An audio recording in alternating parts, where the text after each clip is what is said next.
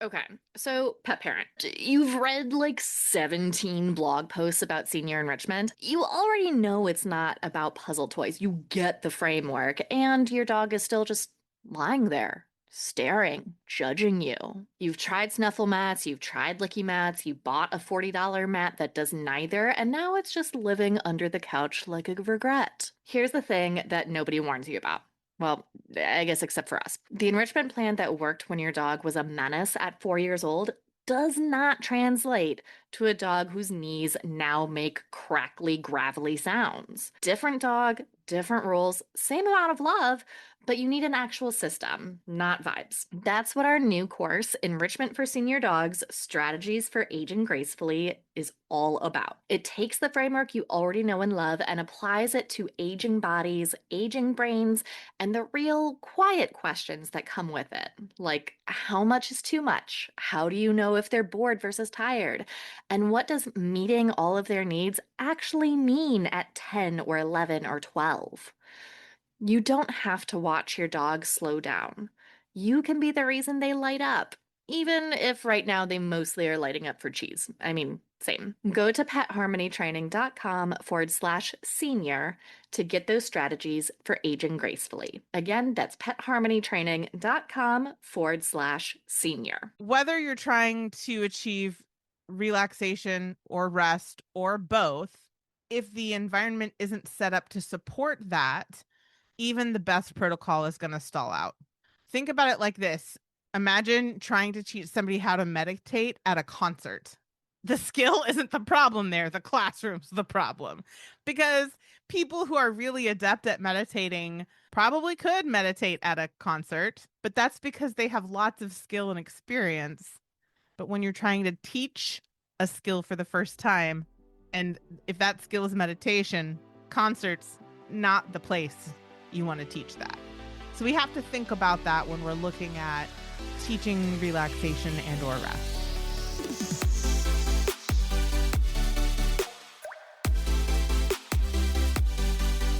Welcome to Enrichment for the Real World, the podcast devoted to improving the quality of life of pets and their people through enrichment. We are your hosts, Allie Bender. And I'm Emily Strong. And we are here to challenge and expand your view of what enrichment is, what enrichment can be, and what enrichment can do for you and the animals in your lives. Let's get started. Thank you for joining us for today's episode of Enrichment for the Real World. And I want to thank you for rating, reviewing, and subscribing wherever you listen to podcasts. So last week we talked about calm and relaxation being skills. If you walked away thinking, great, I'm ready to teach it now, and then your dog immediately lost their mind and you were like, I'm not ready to teach it now. Oh my God, this is harder than they made it sound on the podcast. Don't worry, friends, we got you. Today, we're getting into the 3 most common ways the environment itself gets in the way of relaxation and or rest.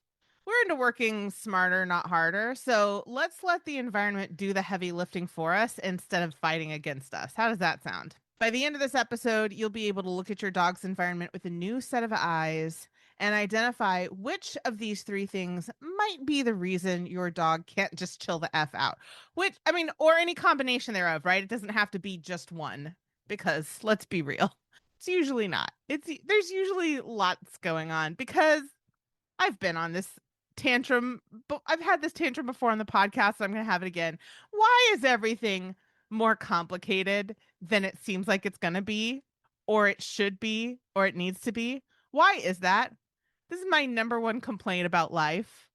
Facts though. Facts, Right? So I'm just saying, like, it's possible / probable that you've got more than one of these 3 going on that you need to address, because everything's more complicated than it should be. All right. So here's the issue. Relaxation protocols and training techniques of various kinds, protocols in general, get a lot of attention, but the container they happen in gets almost none of the attention. And by container, I mean, of course, the environment. If the environment isn't set up to support rest and or relaxation, whichever one or both your goal is, that was not really a sentence, was it? Whichever one of those is your goal, or possibly both are your goal, right? y'all know what I mean. Anyway, the point is, whether you're trying to achieve relaxation or rest or both, if the environment isn't set up to support that, even the best protocol is going to stall out. Think about it like this. Imagine trying to teach somebody how to meditate at a concert. The skill isn't the problem there. The classroom's the problem. Because people who are really adept at meditating probably could meditate at a concert, but that's because they have lots of skill and experience.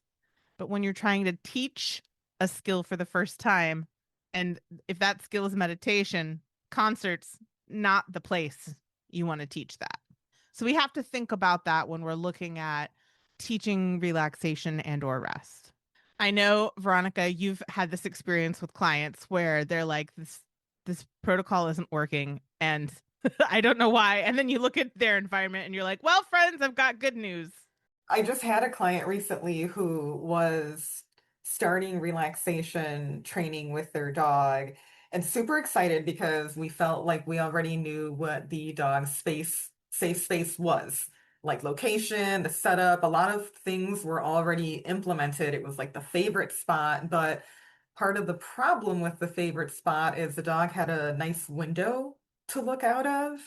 But I suspect the reason it was the favorite spot is because he was waiting for things to pass by to like bark out the window. So the client was thinking, well, this is good mental stimulation, right? It's giving him something to do. I'm like, well, actually, we talked about why that's not the case. So we're like, maybe we need to put up some window film so we still get, the nice sun rays coming in, but we're taking out the let's bark at everything passing by because that's kind of the opposite of soliciting the relaxing behavior that we wanted to see. Right, right. Just because it's appetitive doesn't mean that it's facilitating our goal. I have a similar thing with a mentee right now who's working with a client whose dog really likes to hang out with her long-term calming project right at the foot of the stairs, like on the landing, which the landing is like in the middle of the first floor of the house. And she's like, this is her chosen safe space. And I'm like, well, let's test to see if this is a place where she feels safe or if this is a place where she doesn't have as much FOMO because she can like keep an eye on everything that's happening. And I'm gonna guess that it's the FOMO thing, not the fact that the stair landing facilitates relaxation.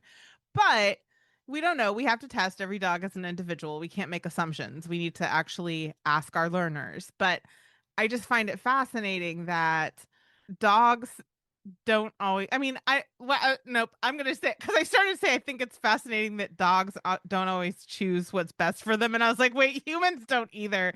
We are we are masters of like sabotaging ourselves and like making decisions that directly compromise our own well-being, like all the time. So it's not just dogs; it's us too. We're the problem too. But regardless, that's what our role is as behavior professionals is we can help both the dogs and the humans stop getting in their own way and help themselves. So the reason that this matters for pet parents is that if you've tried a protocol and concluded it didn't work, or this trainer is garbage, who did I hire? What is going on? Or my dog is defective. In reality, usually at least one of the culprits is that the conditions weren't in place for it to work yet. We needed to do a little more work on creating an environment that facilitates your goal rather than competes with your goal. The reason it matters for pet pros is that this is a critical diagnostic lens. Before adding more training or more management or more, I don't know, getting frustrated with your clients and calling them non-compliant or jumping to like, oh, well, it's just genetics. This dog has a genetic thing that prevents them from doing the thing. Let's actually look at what the dog is living inside of every day. Let's look at their environment and put ourselves in their shoes and try to assess what their lived experience actually feels like to the extent that we can, right? Because we have very different I'm going to use a snooty word, umwelt, than dogs do. Umwelt is the ethical term that means the way that we experience the world through our senses and with the brains that we have and the bodies that we have. And obviously, we have very different senses, brains, and bodies than dogs do. So we can't actually know what it's like to be a dog, but we can still do a pretty good job of getting down on the dog's level, looking at the environment, listening, feeling, and going, there's a whole lot of stimulation happening here. Bet this is a problem for the dog, right? If you recognize that the environment is at least part of the problem, if not the entire problem, then that empowers you to adjust your plan accordingly and achieve more effective outcomes for your client and their pets. So, this was one of the biggest aha moments that people had, both when I taught our relaxation protocol for professionals course and when I presented at Clicker Expo on relaxation. That, like, without fail, people were like, oh yeah, I have to pay attention to more than just the protocol. Oh yeah, I have to like make sure that the environment and the dog's distant antecedents, in other words, the other events that have happened to the dog leading up to this moment, actually facilitate us working on the relaxation protocol. It's not just the protocol, it's all the events leading up to the protocol, the time of day that we're doing it, the dog's body feelings. I mean, I'm going to include all of that in the environment, right? Because our bodies are also our environment. Our learning doesn't happen in a vacuum, it happens in our bodies. And our learning changes when our bodies change, right? I know for me, when I'm in pain, I have a lot harder time remembering things. Like there's my memory is bad for lots of reasons. ADHD, long COVID, lots of reasons. But my memory gets even worse when I am having a bad pain day. I don't retain as much. So I'm not I there's nothing special about me. I am not the only person for whom that is true. I am not the only sentient being for whom that is true. So think about not just the environment being the space, but also the bodies, right? What about you, Veronica? I mean, for me, trigger stacking is a big thing that has to do with it. This week has been hard and my air conditioning went out on days where it was like humid and 90 degrees and it was gross. So trying to work in those conditions has been challenging. And even just last night, trying to de-escalate myself and just relax, right? The workday is done, just chilling out. It wasn't necessarily super easy. As much as I've done it before, I know how to regulate myself and to reach deep down and be like, okay, let go of this and do some deep breathing. It still just wasn't as easy as I would have liked it to be because the whole week was just kind of building up on itself. So yeah, it makes sense that it's going to happen with our dogs too. I had a recent discovery. By recent, I mean last summer. So, like, in terms of the span of my life, pretty darn recent. I went to an event in August, and when I came back from the event, I felt like I had the flu. My entire body hurt. I was just sore all over. And I was like, I wonder why this is. And so I had a doctor's appointment for a different reason a few days later, and I brought it up to my doctor, and she was asking me a series of questions, and she asked me like a lot of really good questions. I love my doctor. She's very, she actually cares. You know what I mean? Like she actually tries to investigate things. But anyway, I was telling her that I hadn't experienced that in several years, and the last time I experienced it was summer in Utah, and then that used to happen to me all the time in Texas, where I just felt like I had the flu when I was hot. And I don't remember what she called it, but there's like this, like some people have this genetic combination that for them, heat, like body heat, sets off this cascade of inflammatory cytokines. And so being hot actually does make your whole body inflamed, which makes your body feel sore, which is like the flu. The flu makes your whole body feel sore, right? And I just had this aha moment that, like, when I lived in Austin, I had a very hard time relaxing. I always felt kind of terrible. And I lived there for like 30 years and I dreaded summer and I didn't understand why people liked heat. And I was 46 years old when I realized that when other people experience heat, they don't experience it as full body physical pain. It's just a temperature. And that blew my mind. I was like, oh, the reason I couldn't relax is because my body is literally built for cold weather. It's not just a preference. Like I'm built for cold weather. So like I had a client whose dog would have major regressions anytime the temperature got above 70 degrees, and he would get his primary issues were separation related behaviors and stranger directed aggression. And he was so good when the weather was cool. And when it would get above 70 degrees, it was like everything he had learned was erased. And I was like, hey, I are probably not riding the same struggle bus. Like, I wonder if that like temperature. So like I've been thinking about that a lot. Like I can think back to cases where dogs had really strong temperature preferences, like the dogs who don't want dog beds, they want to like sprawl out on a cool floor instead. And I realized that's part of their environment and that can impact their ability to relax. If that's true for me, I'm not special, right? That has to be true for a lot of other sentient beings. And I don't think it's just a human thing because we all share very similar physiology, right? There's not that that's not unique to humans. That temperature sensory stuff is kind of really common across all warm-bodied species. Warm-blooded. That's what I meant to say. Warm-blooded. I was like, warm-bodied isn't right. So yeah, it's wild, right? Like how much of the environment we take for granted, and we may not even know to think about it until I think it takes kind of an aha moment like that for us to go, oh, right, this is also an influencing factor. If you've listened to this show pretty much at all, you've heard me talk about Oso, the four-legged love of my life. And you know that keeping him active and comfortable as he ages is basically all I talk about on this show at this point. So I am embarrassingly excited to tell you about our affiliate partner, Paw Prosper, because they carry brands I genuinely use every single day. We're talking the Help 'em Up harness, Fit Paws, and Blue 9. The Help 'em Up harness is not optional in our house. Multiple times a day, Oso gets suited up so we can help him safely navigate the back stairs to go outside.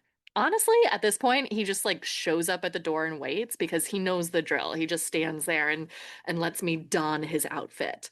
It's part of how we move through the day together, and I cannot imagine life without it. We've also built out his enrichment plan with the Blue 9 Propel Air platform and the Fit Paws Cavaletti set. Yes, my dog has a physical therapy routine to rival my own, and I have zero regrets about that. If fitness and mobility matter for your dog, and it matters for all of them really, go check out petharmonytraining.com/fitness. That's petharmonytraining.com/fitness to see all that Paw Prosper has to offer. Your future self is going to thank you. Oso would thank you too, but he's busy waiting by the back door to go outside. Yeah, it didn't even occur to me until you just brought it up now that, yeah, it was the temperature that was bothering me all week, but also the temperature, because I'm about to be 45, so why not fall apart body? It's time to do that. Decided that I suspect with the heat, I will break out in hives. It's super fun. It's the worst. So I'm just like itchy and scratchy. And sadly, I've just been dealing with it for a few months and it's just kind of life. But I think that's also adding to it. And I totally forgot because sadly, it has just become part of my life. But that was also why I was just having trouble relaxing yesterday, just itchy and scratchy because of my stupid hives. Yeah. I know this episode is about environment and we've really veered into body. And again, I stand by that because body is a part of environment, but I know that bodies aren't the main point of this episode. But Miley is having seasonal allergies. And when her allergies, if I forget to give her her evening meds, or if just she's having a particularly bad allergy day, she doesn't do the sprawling deep sleep. She stays curled up in a ball, which is like that kind of shallower sleep. And I think it's good information for me that she's not getting the deep sleep that she needs because she's too sneezy, possibly a little too itchy. Mostly for her, it's sneezing. Itching is kind of secondary to that, but it's fascinating. So if we know that as behavior professionals, all of that, not environment being the whole thing, bodies, space, other living beings, all of that stuff, then that empowers us to make adjustments that are going to be more effective for our client and their pets. So let's talk about the 3 saboteurs, the 3 things that usually sabotage us about the environment. Number 1, lack of predictability. Predictability matters a whole lot. It is well researched that predictability matters. I can't remember any details about the study, but I remember when we were doing research for our book, I came across this paper where I think they had like 7 was in the number. It was either 17 or 27 dogs. So not a huge sample size, but still their outcomes were remarkably consistent. I felt like it was a really valuable paper, but they looked at giving these dogs who were kenneled throughout the day different types of enrichment. And for one group, they had a routine for when they gave the enrichment. And for another group, they just gave it like at arbitrary times. And the dogs who had the routine were able to recover from stressful events much faster than the dogs who got enrichment activities and items unpredictably. And that really left an impression on me because I have experienced that as well, that like you don't have to do as much when you do it predictably because a lot of the downregulation happens from the security of knowing what to expect. So it is a big deal. And I'm not, drawing this conclusion from that one study. That's not how science works. I'm aware of that, but that is a really good example. That comes to mind when I'm talking about this because it was such a potent example of what we're talking about here. When the schedule shifts or when interactions are inconsistent or when the rules of engagement change, that creates a nervous system that has to stay alert. Even if it's not necessarily distressing, you have told their nervous system, oh, you have to be vigilant. You have to pay attention. Stuff is changing. We got to be ready to pivot at any moment. And that's pretty incompatible with relaxation. You can't really relax when you're always braced for the next surprise. Right. So if you think about like when you're driving around someone who's inconsistently braking or failing to use their blinker and weaving between cars, that's not meditative driving. That's survival driving. Gives me so much anxiety. I hate that. The people that are like stop and go. I'm like, I need to get out of this lane. I can't with that. Yeah. Yeah. I mean, there's just so much. I think driving is a really good example because there are so many activities that we underestimate the cognitive complexity involved. So when that complexity even gets a little bit less predictable, our anxiety just shoots up, right? I mean, there's a reason that road rage is so common.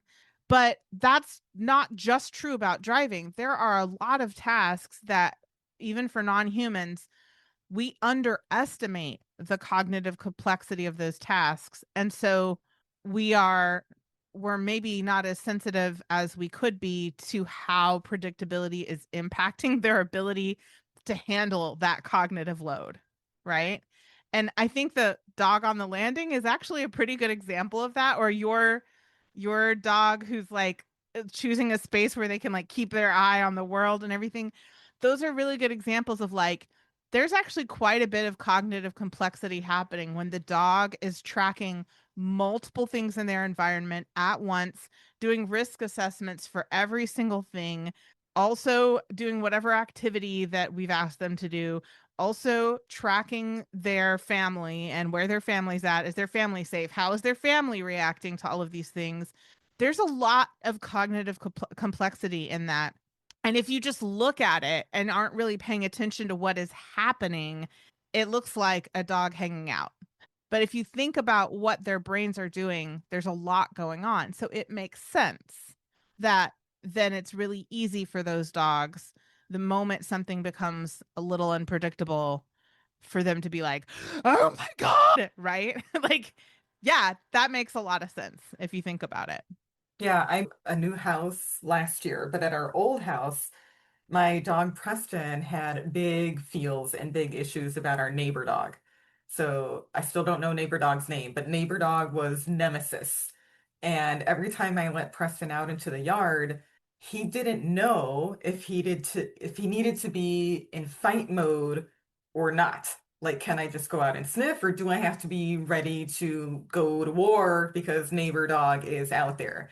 So on days that the neighbor dog was out there, Preston would go out and just start war dancing at the fence line. I called it his war prance because that's exactly what it looked like. He looked like a little goat war prancing. And I'd have to go out there and herd him back inside. But on days that the dog wasn't out there, Preston got to the point where he would literally just sit near the fence and just wait. Like just wait for the dog to show up. So that unpredictability of when that dog was going to be out there made it so hard for him to relax day to day. It got to the point where if the windows were open and he would hear that dog, that would set him off. It was challenging being in that environment. Yeah, yeah. I mean, that's sorry, my throat just had a moment. That's a oh my God, sorry. That's a really good example of what we're talking about because you saw that when you moved to a house where things were more predictable, he now it is less distressed, less he's able to relax more, right? Whatever. That maybe wasn't the best put together sentence, but you got my meaning. All right. And I want to clarify that this is not about creating rigid schedules. It doesn't, when we're talking about predictability, we don't mean that you have to map out your day in 5-minute increments and be like, we wake up at 7:15, at 7:20 we let the dogs out, at 7:25 I make my coffee, at 7:30 I give the dogs breakfast. You don't, that's not it, friends.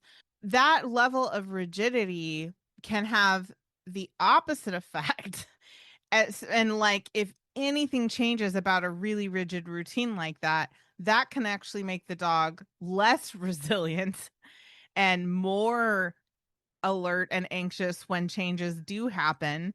So it's like a spectrum, and on either end of the spectrum is no bueno, hard to relax, extra vigilant, and then the center of that bell curve is the sweet spot. What we're looking for is consistency, that the dog knows what to expect from your routine. So it's less about what time of day you're doing all of these things and more about the sequence of events. Like my dogs know that when I wake up, I go to the bathroom, I do my hygiene, get ready stuff, and then I retrieve Copper from upstairs. I let the dogs outside. They don't know what I do inside the house while they're in the backyard. They don't need to know. It has nothing to do with them. But for me, it's the other animal care, the bird and the fish and everything. And then I prepare their breakfast. I bring them back in. They eat breakfast at the same place every morning. That sometimes does happen at, well, okay, let's be real, almost never at 7:30 because friends, I am a night owl, not a morning person. So I am not awake at 7:30 usually, but usually I wake up at 8. So 8 o'clock is when that process usually starts. But on the weekends, sometimes I'll sleep until 10. If I have had really bad sleep, sometimes I will sleep until 11. And the routine starts when I wake up. And my dogs are okay with that because they know that it's not about the time, it's about the sequence. But that predictability helps them to be less anxious about, I feel confident saying everything, right? Everything. It just makes everything else a little bit easier when they know what to expect. What about you? What are your routines that your pets benefit from?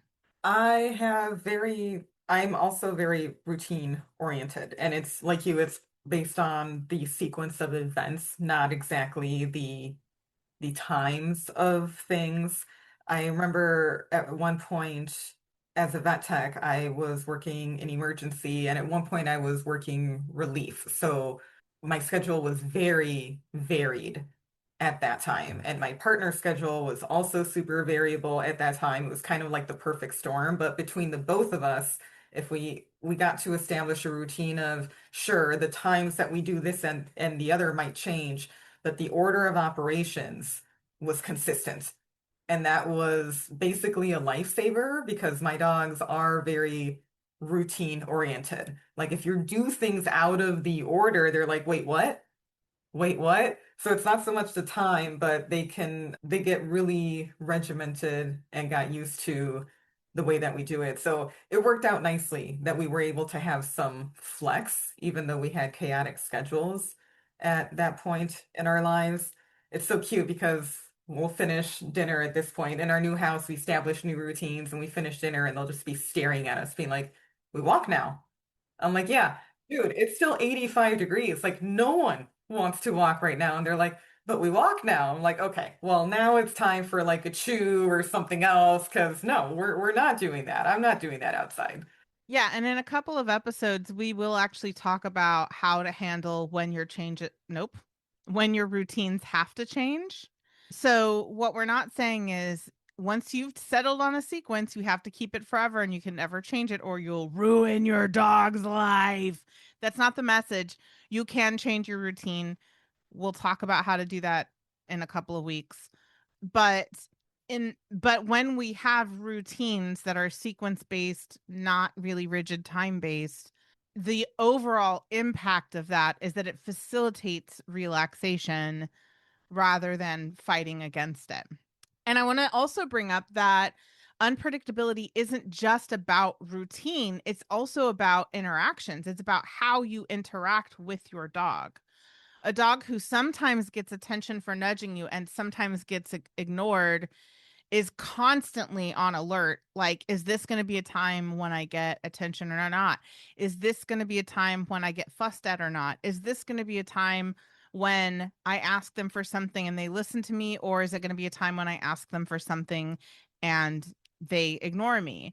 So, a really simple way to provide more predictability in your interactions is to be consistent in your signaling when they do try to interact with you in some way. So, for example, when Miley wants me to give her lovin's and I'm working on my laptop, she literally just walks between the laptop and me and she just stands there and she puts her head down like she's waiting for neck scratches.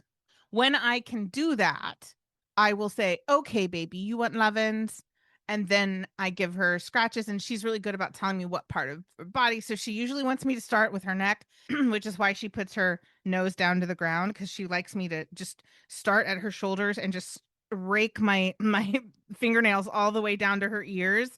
So that's usually how she likes to start. But then if she wants the chest, she'll face me and she'll pick her head up. If she wants the butt, she'll kind of turn her butt towards me. If she wants her belly, she kind of flips over on one hip and presents her belly. So she's really good about telling me like where she wants me to pet her. But when she asks by kind of inserting herself between me and my laptop, if it's yes, I will say, okay, baby, you want lovin's, and then I will do whatever.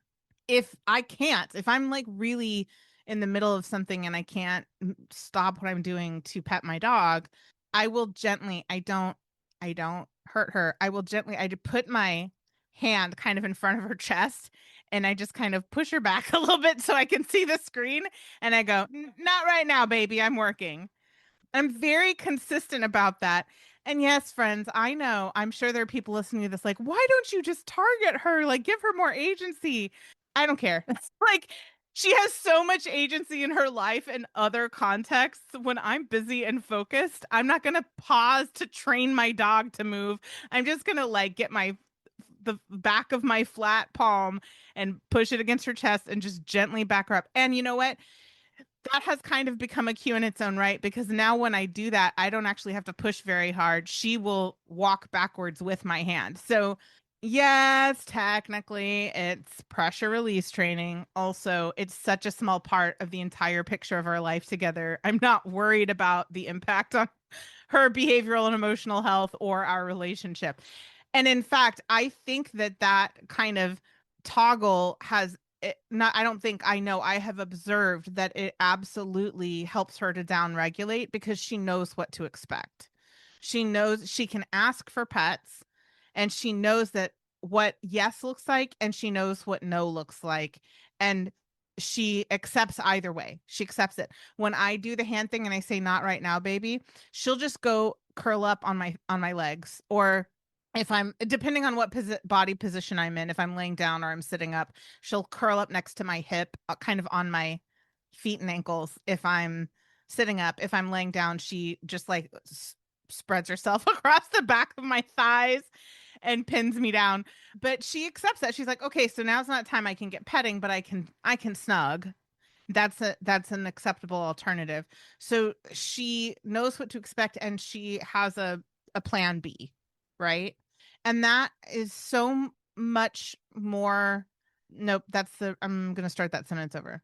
That facilitates down regulation so much more effectively than just sometimes petting her and sometimes ignoring her, or sometimes yelling at her or fussing at her, right? And I think a lot of people are justified in feeling frustrated when their cats literally sit on their keyboard, or when their dogs, keep grabbing their we had a dog who would curl his paws around my arm and literally pull my hand off the keyboard. I like, so like I get like that can be genuinely frustrating when people feel powerless. They're like, "Oh my God, stop being annoying, stop disrupting me."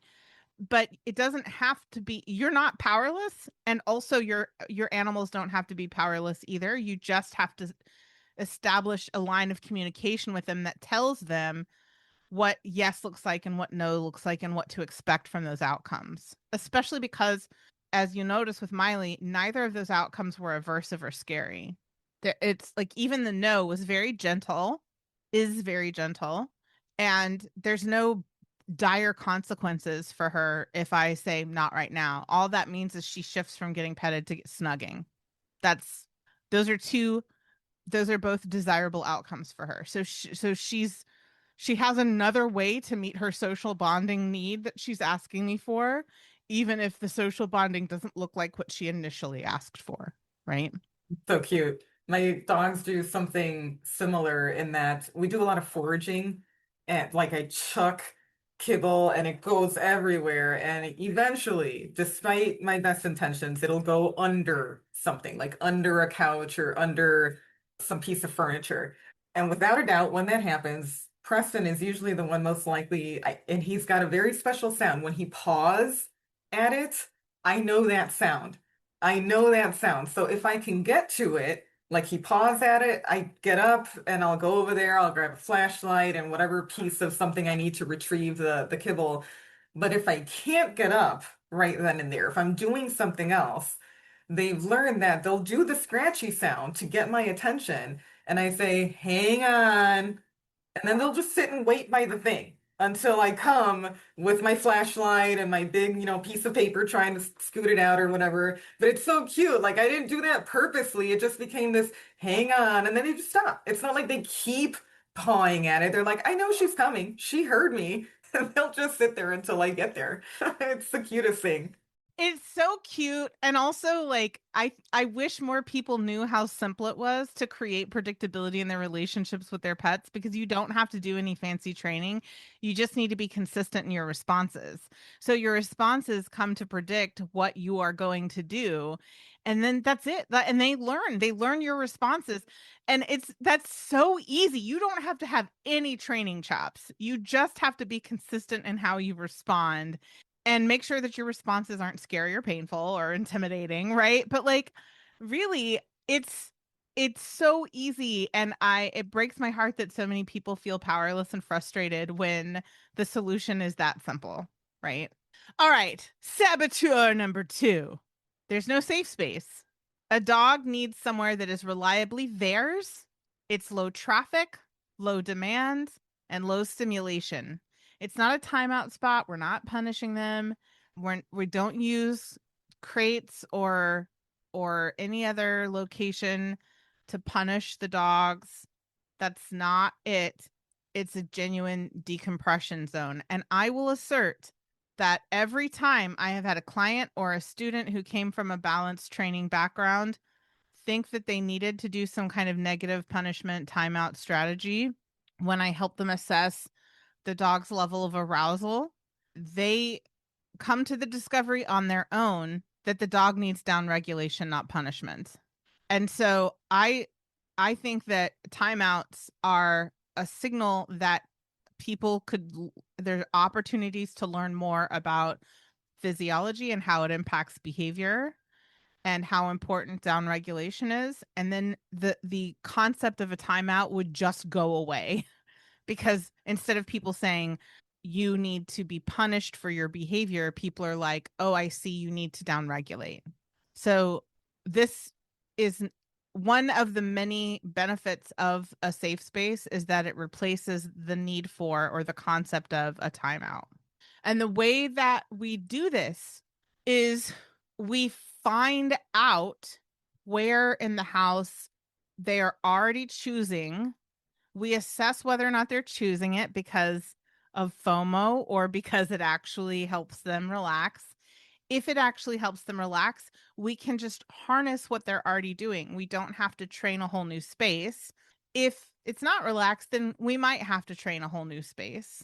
And we do that by making that space a kind of spa-like environment. Like every time you come to the space, we're going to give you a long-term calming project. We're going to make sure that the lighting and the scents and the sounds and everything are things that for you facilitate down regulation. Sometimes we don't even have to add scents or sounds. A lot of I'm thinking of one case of Allie's in particular where the dog chose the laundry room, and the laundry room was usually dark, and the only sounds were the sounds of the washer and dryer, which for that dog were soothing. And I imagine the scent of that room was an indicator that it was different from the rest of the house. That's not going to work for every dog. I've also met dogs who are terrified of dark, loud laundry rooms. They don't find the sound soothing. They find the sound and probably the vibration very scary. So I'm not saying everybody go out and make laundry rooms your dog's safe space, because that's super not the take home point here. But for that dog, Allie didn't have to teach a safe space. The dog was already kind of retreating to the laundry room. So all she had the clients do was put a baby gate up on the laundry room so the dog could go ask to be let in, and then they could let the dog in and close the baby gate so none of the other pets could get in. Right? So a lot of times we don't even have to train it. We just have to observe where the animals go when they need to get away from chaos. And if they don't have that, then we do need to teach them that by creating a more spa-like environment. And there we have episodes. I'm apologize. I don't remember because I didn't prepare in advance for this. So I don't know the episodes, friends, but we do have episodes on doing sound preference tests and things like that. I think we have one on preference tests in general. If not, sorry, I lied. I didn't mean to. I just don't remember. We've been doing this podcast for 4 years. I don't remember every episode we've done. But we just interview the dogs and ask them, what does this sound make you feel more chill? Let's play the sound and see what happens. Oh, look, you are relaxing as a result of this sound. Or, uh-oh, this sound is making you all jacked up on Mountain Dew. Or, I don't see any difference in your body language based on this sound, right? So, but when I say interview, I mean we just we just play the sound or dim the lights or like put a scent there and test and see how it's impacting them. But once we can do that, once we figure that out, we just make that place a place where nobody bothers them, and they have a long-term calming project that actually helps them to get melty and the soft blinky eyes and the deep sigh and all of that. And then we make sure that nobody else gets to enter that space. So it's, I think for most of the time, it's surprisingly easy to create a safe space for dogs. And then we can what the training part is, training them to go to that space when we can see that they need it, right? And I think there's a myth out there that I've seen in some spaces on the internet, that a safe space is spoiling your dog or allowing them to hide instead of learn how to navigate issues. I don't know every person who has spread this myth, but I will say that the people who I have met who have said these words, I happen to know that they themselves are totally incapable of down regulating. They have no self regulation skills themselves. So they don't understand the concept because they themselves don't have that skill. So I'm just saying, it's not spoiling your dog to teach them how to self regulate. That's just behavioral and physiological health. And if a human lacks those skills, then I understand why they don't understand what those skills look like in other species, right?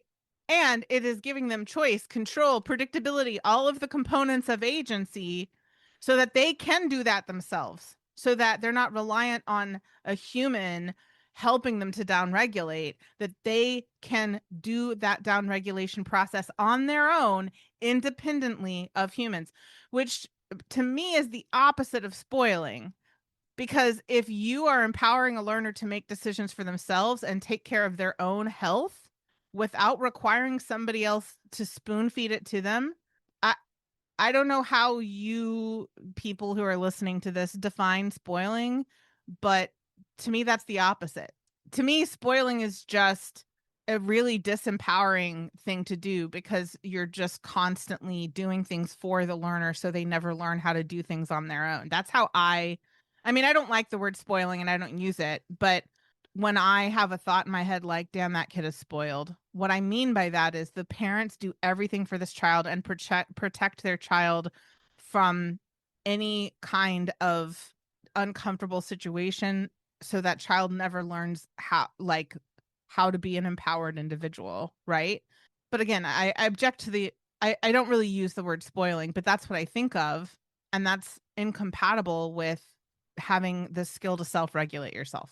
Yeah, I wonder if the people that are spreading that myth are also the road rage people because they don't know how to self-regulate, right? And don't get me wrong, I used to have some road rage until I learned and got better at regulating myself. It was a whole thing because the smallest things would just set me off. So that's an interesting takeaway there. I wonder if those are similar people, but because yeah, how I don't see how it's not learning a skill, how utilizing a safe space when you are stressed or when you need to decompress, how that it isn't empowering the dog. So I don't understand how a human goes through life without having that skill themselves. That's got to be hard.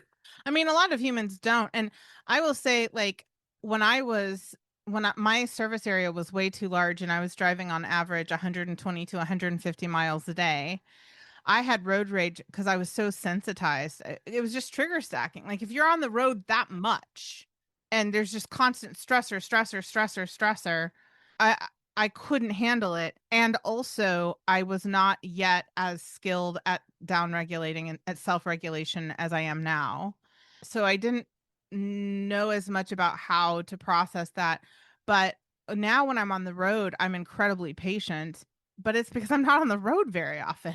I mean, yes, I also have down regulation skills, but I think that's like it's multiple skills. It's not just one skill. And if you are a human who has never learned about constructional approaches to behavior, but you've learned like looking at behavior through a moralistic lens, and you've learned about looking at behavior through a hierarchical like power dynamic lens, then you genuinely don't know how to think about it in terms of skills, and you've never learned that skill, which means you don't know how to recognize or teach skills.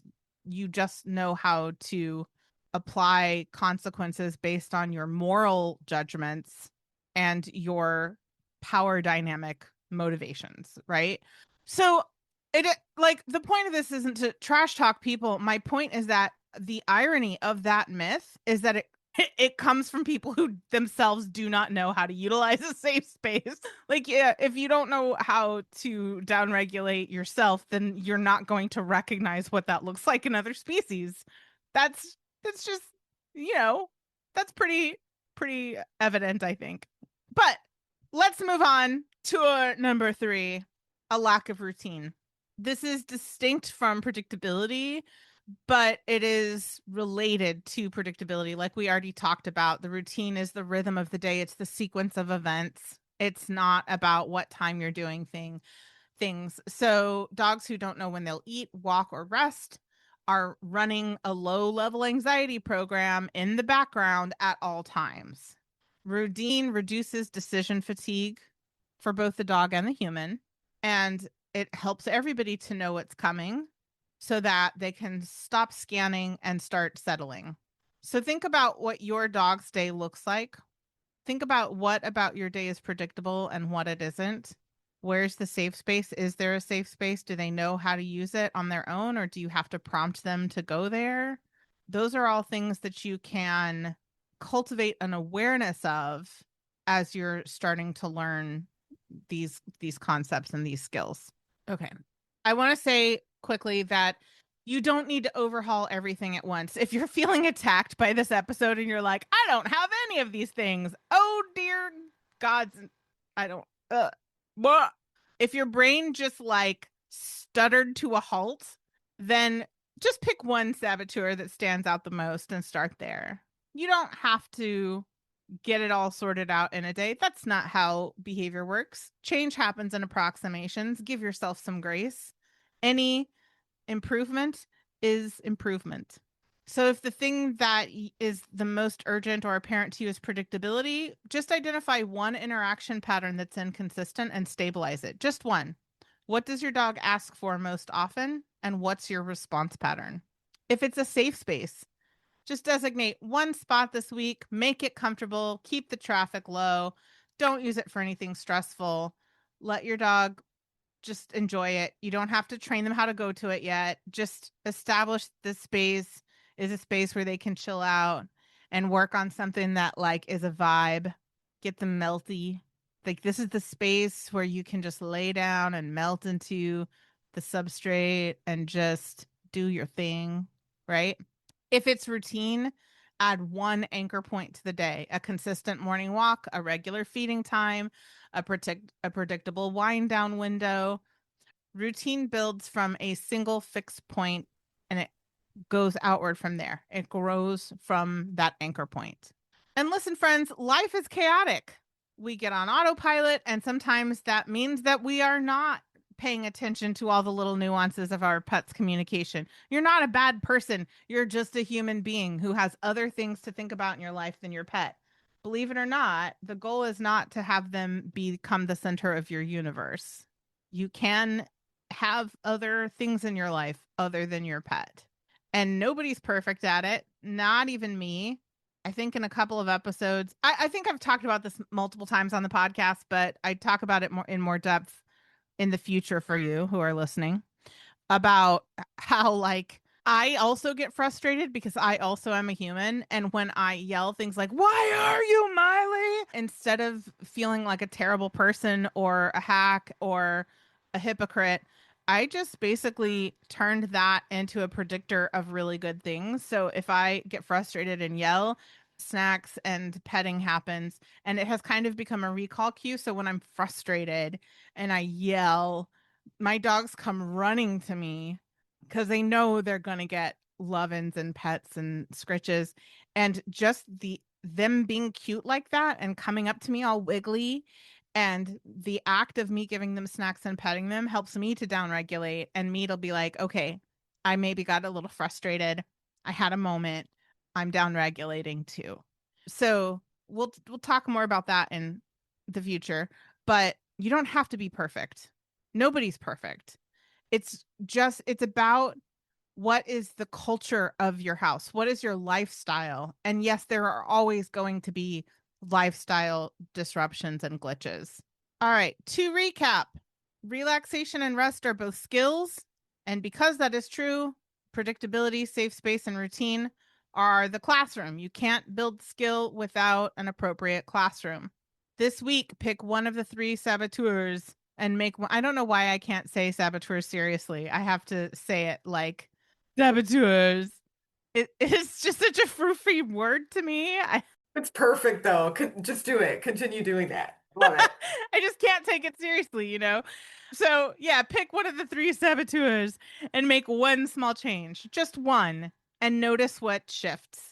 Next week, we're getting into something a little bit different. We're talking about what happens when your nervous system is the one that needs a break, because sometimes I need my dog to be calm is really about something else entirely. I hope you enjoyed today's episode, and if there's someone in your life who also needs to hear this, be sure to text it to them right now. If you're a pet parent looking for more tips on enrichment, behavior modification, and finding harmony with your pet, you can find us on Facebook and Instagram at Pet Harmony Training. If you're a behavior training professional dedicated to enrichment for yourself, your clients, and their pets, check us out on TikTok and Instagram at Pet Harmony Pro. As always, links to everything we discussed in this episode are in the show notes. Thank you to Ellen Yoakum for editing this episode and making us sound good. Our intro music is from Penguin Music on Pixabay. Please rate, review, and subscribe wherever you listen to podcasts. That helps more pet lovers and professionals find us so they can bring enrichment into their world too. Thank you for listening, and here's to harmony.